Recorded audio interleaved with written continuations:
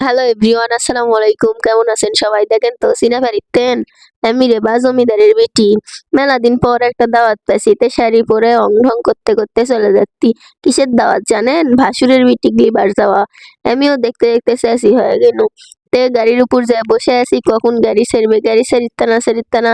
তে তারপর গাড়ি ছেড়লো। যেতে যেতে মেলা দূরের খাটা, এত দূর যে ভাসুর কিম করে খুঁজ পেল যায়ের। ভালোবাসা থাকলে সবই সম্ভব, সেটা আমার ভাসুরে দেখলেই বোঝা যায়। তে যে মেলাক্ষণ পর বস থেকে থেকে খাওয়ার জন্য ডাকলো। তে খাবার চলে যাচ্ছি, এদিককার মানুষের এমনি ব্যবহার আচার আচরণ ভালো, খাওয়ান দাওয়ানো ভালো। তে যে বসে আছি আমি, আর আমার সাউদ দেখেন। সাউরে কবার করতেই যে তাকান তাকান, সাউদ তাকাবেন, আমি তো তাকান লাগবে না আপনার, খাবার দিলেই হলো। তে পরে খাবার লিয়ে চলে আসতে কি জানেন, ডালঘাটি, ভাত, লেবু, শসা। তো ডালঘাটি, ভাত, লেবু, শসা খেয়ে বসে আছি গুস্তের জন্যে। অবশেষে গুস্তও দিয়ে দিল। গুস্ত খেয়ে দেয়ে বসে আছি দই মিষ্টির জন্যে।